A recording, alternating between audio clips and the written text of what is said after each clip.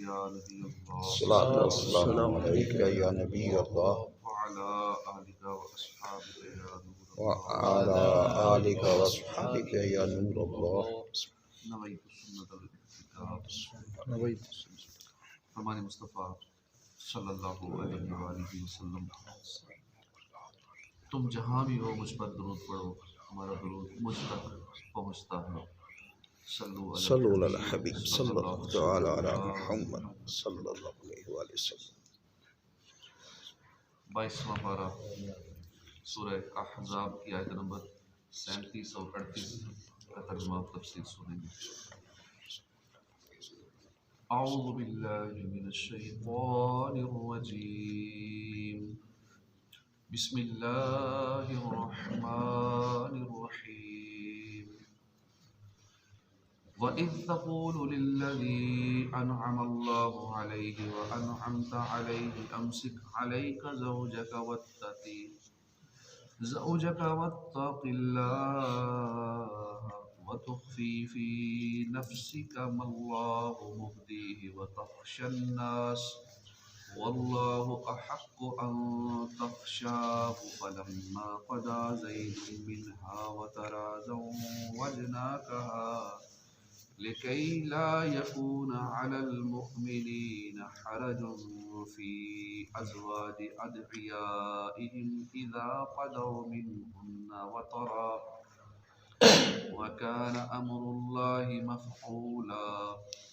मा कान अलन नबिय्यि मिन हरजिन फ़ीमा फ़रदल्लाहु लहु सुन्नतल्लाहि फ़िल्लज़ीना ख़लौ मिन क़ब्ल व कान अम्रुल्लाहि क़दरम मक़दूरा। अल्लाह के नाम से शुरू जो निहायत मेहरबान रहमत वाला। वइज़ तक़ूलु, और जब तुम कह रहे थे, लिल्लज़ीना अनअमा अल्लाहु अलैहि, उससे जिस पर इनाम फरमाया अल्लाह ने, व अनअमता अलैहि, और तूने इनाम किया उस पर, अमसिक अलैका, कि रोक कर रख, अलैका अपने पास, ज़ौजका अपनी बीवी, वत्तक़िल्लाह और अल्लाह से डर, वतुख़फ़ी फ़ी नफ़्सिका और तुम छुपा रहे थे, तुख़फ़ी तुम छुपा रहे थे, फ़ी नफ़्सिका अपने दिल में, मल्लाहु वो बात जो अल्लाह मुब्दीही ज़ाहिर करने वाला था उसे, वतख़्शन्नासा और तुम्हें अंदेशा था लोगों का, वल्लाहु अहक्कु और हालांकि अल्लाह ज़्यादा हकदार है, अन तख़्शाहु कि तुम उससे डरो, फलम्मा क़दा ज़ैदुन फिर जब पूरी कर ली ज़ैद ने, मिन्हा वतरा उससे हाजत, ज़व्वजनाकहा तो हमने निकाह कर दिया तुम्हारा उससे, लिकै ताकि, ला यकूना अलल मुमिनीन न हो ईमान वालों पर, हरजुन कोई हरज, फ़ी अज़वाजि अदइयाहिम उनके मुँह बोले बेटों की बीवियों से निकाह करने में, इज़ा क़दौ मिनहुन्ना वतरा जब क़दौ वो पूरी कर लें, मिनहुन्ना उनसे, वतरा हाजत, वकान अम्रुल्लाहि मफ़ऊला और अल्लाह का हुक्म है मफ़ऊला होने वाला। माकाना नहीं है, अलन नबी नबी पर, मिन हरजिन कोई हरज, फ़ी मा फ़रदल्लाहु लहू उसमें जो फ़रदल्लाहु अल्लाह का मुकर्रर किया, लहू उसके लिए, सुन्नतल्लाह अल्लाह का दस्तूर रहा है, फ़िल्लज़ीना ख़लौ उन लोगों में जो ख़लौ गुज़र चुके हैं, मिन क़ब्ल पहले, वकाना अम्रुल्लाह और अल्लाह का काम है, क़दरम मक़दूरा मुकर्रर की हुई तकदीर। तर्जुमा कंज़ुल अल्फ़ाज़। और ए महबूब याद करो जब तुम मुझसे फरमा रहे थे जिस पर अल्लाह ने इनाम फरमाया और जिस पर आपने इनाम फरमाया कि अपनी बीवी अपने पास रोक रख और अल्लाह से डर, और तुम अपने दिल में वो बात छुपा रहे थे जिसको अल्लाह जाहिर करने वाला था और तुम्हें लोगों का अंदेशा था, और अल्लाह इस बात का ज़्यादा हकदार है कि तुम उससे डरो। फिर जब ज़ैद ने उससे हाजत पूरी कर ली तो हमने आपका उसके साथ निकाह कर दिया ताकि मुसलमानों पर उनके मुंह बोले बेटों की बीवियों से निकाह करने में कुछ हर्ज ना रहे, जब उनसे अपनी हाजत पूरी कर लें और अल्लाह का हुक्म पूरा होकर रहता है। इस आयत में जिस वाक़े की तरफ इशारा फरमाया गया उसका खुलासा ये है कि हज़रत ज़ैद बिन हारिसा रज़ी अल्लाह ताला अन्हु को अल्लाह ताला ने इस्लाम की अजीम दौलत से नवाज कर उन पर इनाम फरमाया और हुजूर पुरनूर सल्लल्लाहु अलैहि वसल्लम ने उन्हें आज़ाद करके और उनकी परवरिश फरमाकर उन पर इनाम और एहसान फरमाया। जब हज़रत ज़ैद का निकाह हज़रत ज़ैनब से हो चुका तो हुजूर अक़दस सल्लल्लाहु अलैहि वसल्लम के पास अल्लाह की तरफ से वही आई कि हज़रत ज़ैनब आपकी अज़वाज मुताहरात में दाखिल होंगी, अल्लाह ताला को यही मंजूर है। चुनांचे इसकी सूरत ये हुई कि हज़रत ज़ैद रज़ी अल्लाह ताला अन्हु और हज़रत ज़ैनब के दरमियान मुवाफ़क़त ना हुई और हज़रत ज़ैद ने सरकार दो आलम सल्लल्लाहु अलैहि वसल्लम से हज़रत ज़ैनब की सख्त अंदाज में गुफ्तगू, तेज़ ज़ुबानी और अतात न करने और अपने आप को बड़ा समझने की शिकायत की। ऐसा बार बार इत्तफ़ाक़ हुआ और हर बार हुज़ूर अनवर सल्लल्लाहु अलैहि वसल्लम और हज़रत ज़ैद को समझा देते। हुज़ूर अपने हज़रत ज़ैद साहबी को समझा देते और उनसे इरशाद फरमाते कि अपनी बीवी को अपने पास ही रखो और हज़रत ज़ैनब रज़ियल्लाहु अन्हा पर तकब्बुर करने और शोहर को तकलीफ़ देने के इल्ज़ाम लगाने में अल्लाह से डरो। ताजदार रिसालत सल्लल्लाहु अलैहि वसल्लम हज़रत ज़ैद पर यह ज़ाहिर नहीं फरमाते थे कि हज़रत ज़ैनब के साथ तुम्हारा गुजारा नहीं हो सकेगा और तलाक ज़रूर वाक़ होगी और अल्लाह ताला उन्हें अज़वाज मुताहरात में दाखिल करेगा और अल्लाह को ये बात ज़ाहिर करना मंजूर थी। जब हज़रत ज़ैद रज़ियल्लाहु अन्हु ने हज़रत ज़ैनब को तलाक दे दी तो रसूल करीम सल्लल्लाहु अलैहि वसल्लम को लोगों की तरफ से एतराज़ किए जाने का अंदेशा हुआ कि अल्लाह का हुक्म तो हज़रत ज़ैनब के साथ निकाह करने का है और ऐसा करने से लोग ताना देंगे कि नबी अकरम सल्लल्लाहु अलैहि वसल्लम ने ऐसी औरत के साथ निकाह कर लिया जो उनके मुंह बोले बेटे के निकाह में रही थी। इस पर आपको लोगों के बेजा एतराज़ात की परवाह ना करने का हुक्म फरमाया। हज़रत ज़ैनब रज़ियल्लाहु अन्हा की इद्दत गुजरने के बाद उनके पास हज़रत ज़ैद रसूल करीम सल्लल्लाहु अलैहि वसल्लम का पैगाम लेकर गए और उन्होंने सर झुकाकर कमाल शर्म व अदब से उन्हें ये पैगाम पहुँचाया।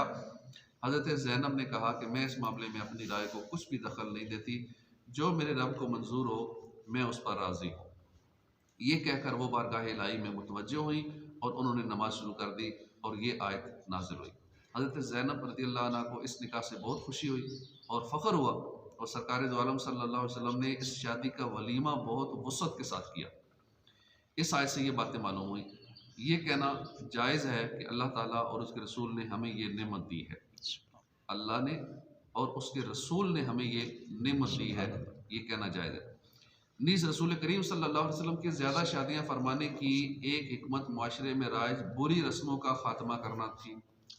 जैसे हज़रत ज़ैनब से निकाह फरमाकर लोगों के दरमियान राइज इस बुरी रस्म का ख़ात्मा कर दिया कि मुँह बोले बेटे भी हकीकी बेटे की तरह होते हैं, लोग यह समझते थे और उनकी बीवियों से निकाह को हराम समझते थे।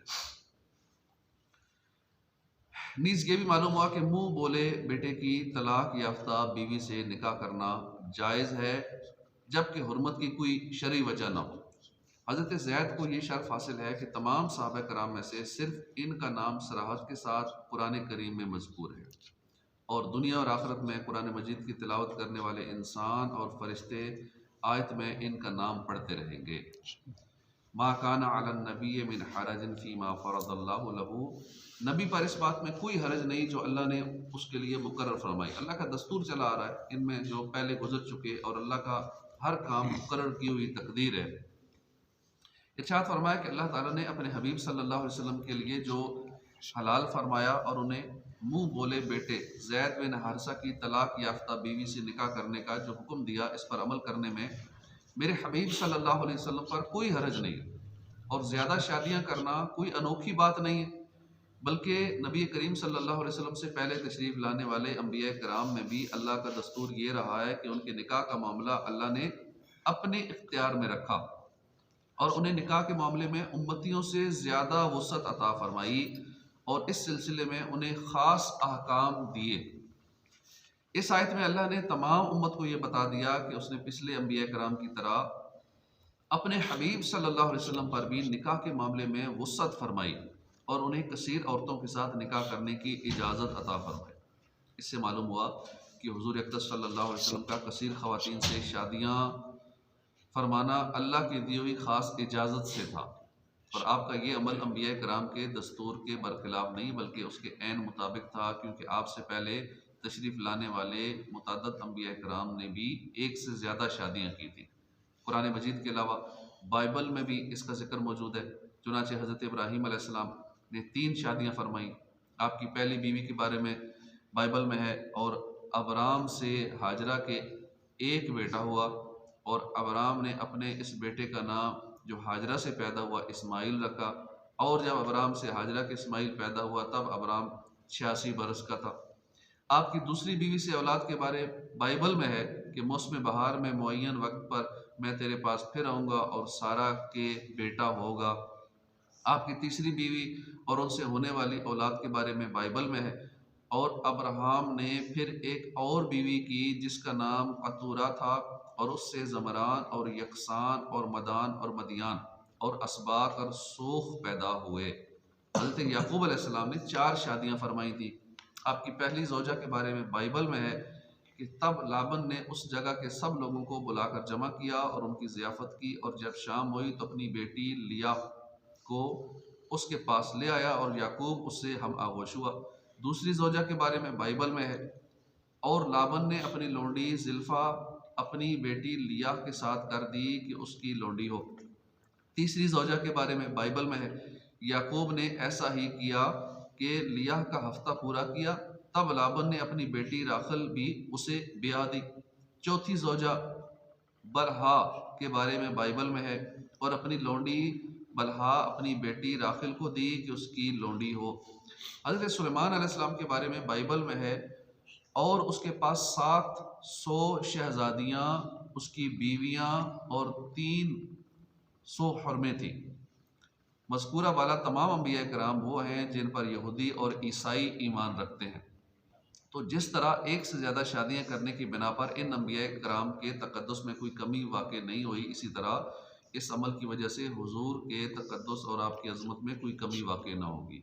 यूँ ही अगर एक से ज़्यादा शादियाँ करने की वजह से इन मोहतरम और मुकर्रम हस्तियों पर एतराज़ नहीं किया जा सकता, तो ताजदार रिसालत सल्लल्लाहु अलैहि वसल्लम की एक से ज़्यादा शादियाँ पर उन पर भी एतराज़ नहीं किया जा सकता। लेकिन गैर मुस्लिम एतराज़ करते हैं। इस वक्त भी दुनिया में ऐसे लोग हैं जो इस बात पे एतराज़ करते हैं हुजूर की ज़्यादा शादियाँ करने पे। हालांकि जिन अम्बिया कराम को वो मानते हैं ईसाई या यहूदी, उन अम्बिया कराम ने भी ज़्यादा शादियाँ की हैं। याद रहे कि सैयदुल मुरसलीन सल्लल्लाहु अलैहि वसल्लम का एक से ज़्यादा शादियाँ फरमाना मुअज़्ज़ल तस्कीन नफ्स के लिए हरगिज़ नहीं था, क्योंकि अगर आपकी शख्सियत में इसका अदना सा भी शायबा होता तो आपके दुश्मनों को इससे बेहतर और कोई हरबा हाथ नहीं आ सकता था, जिसके ज़रिए वो आपके ख़िलाफ़ प्रोपेगंडे करते। आपके दुश्मन जादूगर, शायर, मजनून वगैरह इल्ज़ामात तो आप पर लगाते रहे, लेकिन किसी सख्त से सख्त दुश्मन को भी ऐसा हर्फ ज़ुबान पर लाने की जुर्रत ना हुई जिसका ताल्लुक जज्बाती बेरा रवी से हो। इसी तरह आप सल्लल्लाहु अलैहि वसल्लम ने अपनी ज़िंदगी के इब्तदाई 25 साल इंतहाई इफ़्फ़त और पाकबाजी के साथ गुजारे, और 25 साल के बाद जब निकाह फरमाया तो हम उमर खातून से निकाह में दुश्वारी ना होने के बावजूद एक ऐसी खातून को शर्फ़ ज़ौजियत से सरफराज फरमाया जो उम्र में आपसे 15 साल बड़ी थी, और आपसे पहले 2 शोहरों की बीवी रह चुकी थी, औलाद वाली भी थी, और निकाह का पैगाम भी उस खातून ने खुद भेजा था। फिर निकाह के बाद 50 साल की उम्र तक उन्हीं के साथ रहने पर इक्तफा किया, और इस दौरान किसी और रफ़ीक़ा हयात की ख्वाहिश तक ना फरमाई। और जब हज़रत खदीजा के इंतकाल के बाद आपने निकाह फरमाया तो किसी नौजवान खातून से नहीं बल्कि हज़रत सौदा से निकाह फरमाया जो उम्र के लिहाज से बूढ़ी थी। यूं ही ऐलान नबूवत के बाद जब कुफार की तरफ से हसीन तरीन औरतों से शादी की पेशकश की गई तो आपने उसे ठुकरा दिया।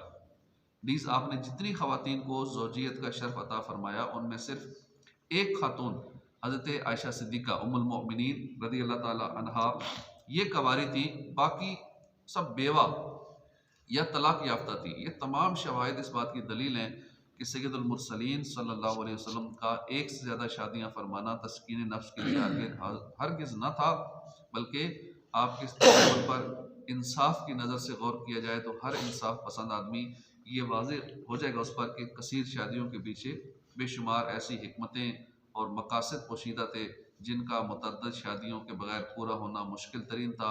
यहाँ इसका एक मकसद मुलाहिज़ा हो ख़वातीन उस उम्मत का निस्फ हिस्सा हैं और इंसानी ज़िंदगी के अनगिनत मसाइल ऐसे हैं कि जिनका ताल्लुक़ ख़ास तौर पर औरतों के साथ है और फितरती तौर पर औरत अपनी निस्वानी ज़िंदगी से मुतल्लिक़ मसाइल पर गैर महरम मर्द के साथ गुफ्तगू करने से शर्माती है। इसी तरह शर्म व हया की वजह से औरतें अज़दवाजी ज़िंदगी, हैज़, निफास, जनाबत वगैरह से मुतल्लिक़ मसाइल खुलकर रसूल अकरम सल्लल्लाहु अलैहि वसल्लम की बारगाह में पेश ना कर सकती थी। और हुज़ूर पर नूर सल्लल्लाहु अलैहि वसल्लम का अपना हाल ये था कि आप कंवारी औरत से भी ज़्यादा शर्म व हया फरमाया करते थे। इन हालात की बिना पर हुज़ूर पर नूर सल्लल्लाहु अलैहि वसल्लम को ऐसी ख़वातीन की ज़रूरत थी जो इंतहाई पाकबाज, ज़हीन, फ़तीन, दयानतदार और मुत्तक़ी हों, ताकि औरतों के मसाइल से मुतल्लिक़ जो अहकामात और तालीमात लेकर नबी अकरम सल्लल्लाहु अलैहि वसल्लम मबूस हुए थे, उन्हें उनके ज़रिए उम्मत की औरतों तक पहुँचाया जाए। वो मसाइल औरतों को समझाए जाएँ और इन मसाइल पर अमल करके दिखाया जाए, और ये काम सिर्फ़ वही ख़वातीन कर सकती हैं जो हुज़ूर के साथ अज़दवाजी रिश्ते में मुंसलिक हों। और हिजरत के बाद चूँकि मुसलमानों की तादाद में इस तेज़ी के साथ इजाफ़ा होना शुरू हुआ कि कुछ ही अरसे में उनकी तादाद हज़ारों तक पहुँच गई, इसलिए एक ज़ौजा से ये तवक्को नहीं की जा सकती थी कि वो तन्हा इन ज़िम्मेदारियों को सरअंजाम दे सकेंगी। यहाँ हुज़ूर पुरनूर सल्लल्लाहु अलैहि वसल्लम की शादियों से मुतल्लिक़ जो कलाम ज़िक्र किया, इससे मकसूद कुफ़ार की तरफ से आपकी सीरत के इस पहलू पर किए जाने वाले एतराज़ात को ज़हनों से साफ़ करना था। और आज के ज़माने में चूँकि फ़हाशी, उर्यानी, बेहयाई आम है और ज़्यादा शादियों और कम उम्र औरत से शादी को मुआशरे में गलत निगाह से देखा जाता है। इसलिए हर उम्मती की ये अहम तरीन ज़िम्मेदारी बनती है कि वो हुज़ूर अक़दस सल्लल्लाहु अलैहि वसल्लम की अज़दवाजी ज़िंदगी के इन पहलुओं पर गौर व फ़िक्र न करे और इस हवाले से दिमाग में आने वाले वसवसों को ये कहकर झटक दे कि मैं सैयदुल मुरसलीन सल्लल्लाहु अलैहि वसल्लम का उम्मती हूँ और मेरा ये ईमान है कि आपका कोई अमल अल्लाह के हुक्म और उसकी इजाज़त के बगैर नहीं हो सकता, लिहाजा मैं शैतान के वसवसों पर किसी सूरत कान नहीं धर सकता। इसी में ईमान की सलामती है, वरना इस बारे में गौर व फ़िक्र ईमान के लिए शदीद ख़तरनाक साबित हो सकता है। और एक से ज़्यादा शादियाँ करने वालों को लोग भी मुसलमान माशरे में अच्छा नहीं समझते, ख़ासकर ख़वातीन। जब एक को तलाक़ हो जाती है, अब दोबारा उसकी शादी मुश्किल हो जाती है, क्योंकि हमारे माशरे का निज़ाम ही ऐसा है। बल्कि जो हमारे और भी ममालिक हैं, दीगर ममालिक हैं, वहाँ भी कुछ इसी तरह ही का सिलसिला मुसलमानों के अंदर कि एक शादी हो गई, उसके बाद फिर अच्छे रिश्ते का मिलना बहुत दुश्वार हो जाता है, और ये मसाइल हैं, ऐसा होना नहीं चाहिए। इसी तरह हुक्म यह है शरीयत का कि वालिदैन अगर बूढ़े भी हों, अगर वालदा फौत हो गई है तो बच्चों को चाहिए अपने वालिद की शादी करा दें।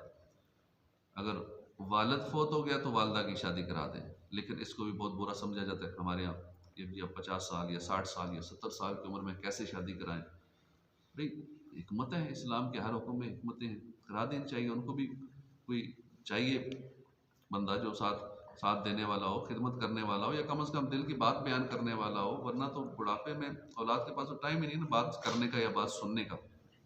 दुनिया भर में गैर मुस्लिम बूढ़े परेशान हैं, उनकी औलाद या कोई भी बंदा ऐसा नहीं हो जो उनकी बात सुन सके, पास बैठ के बात सुने, या चलो फ़ोन पे ही सुन ले। इसलिए वो लोग फिर ऐसे लोग हायर करते हैं, फ्रीलांसर या ऐसे नौजवान हायर करते हैं, बाकायदा ऐड लगाते हैं कि कोई बंदा ऐसा हो जो हमारी बातें सुन ले, हम उसको इतने डॉलर देंगे, $100 देंगे, $50 देंगे, बस सिर्फ हमारी बातें सुनता रहे फ़ोन पे या सोशल मीडिया पे। तो ये बाकायदा ये भी एक जॉब है।